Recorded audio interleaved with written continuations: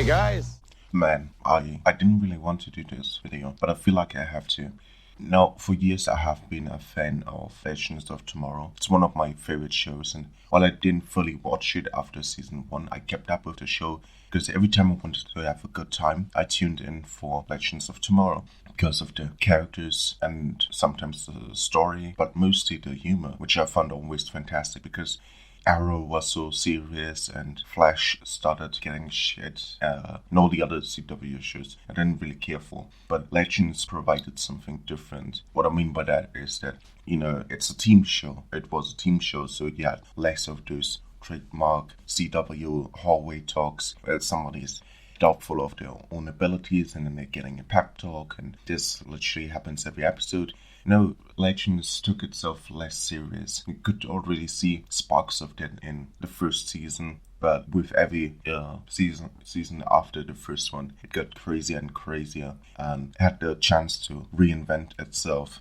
which I just loved. And the dynamics with the different characters, new characters being introduced, older characters leaving. It was great, and it led to some really awesome but stupid moments. Because yes, a lot of humor and was the focus, but ultimately it came to justify more serious moments along the path of its runtime. I mean, in the third season, they joined together to join Teddy Bear to defeat the main bad guy.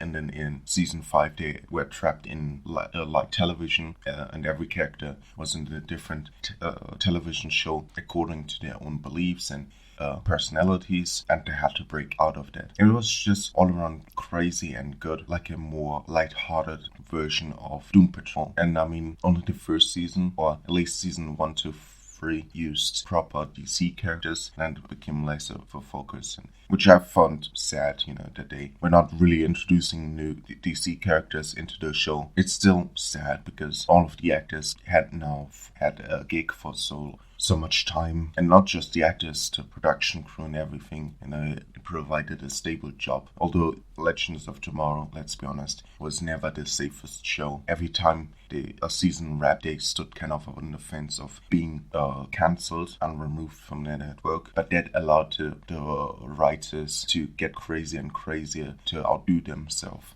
to prove this show had its merits and that there was a core group of people that wanted to see it, and that's the good thing.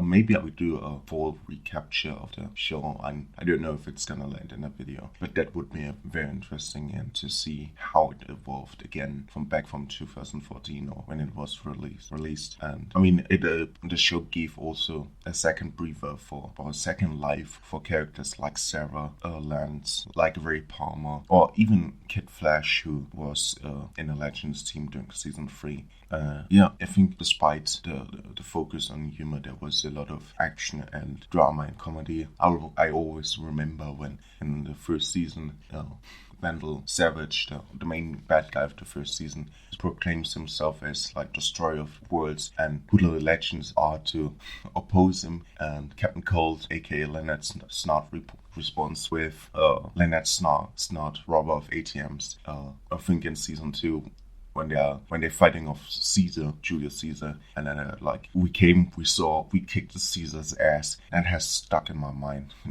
It's just all around great. I loved it.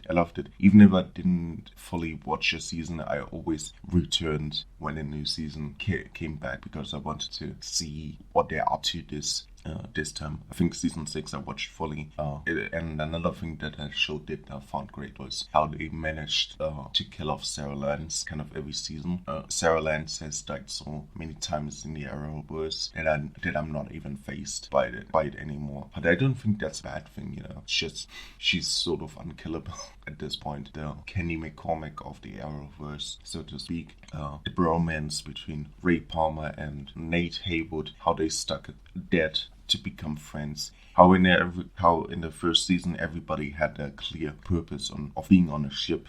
He had of course, the captain who leads them all. Then Sarah Lance as the assassin, as the muscle for the more dirtier stuff. Jefferson Jets, the mechanic. Martin Stein, the other half of Firestorm, as a smart dude on a ship. Ray Palmer for all the technology stuff. And then two robbers. And it's kind of sad that they abandoned that concept later on.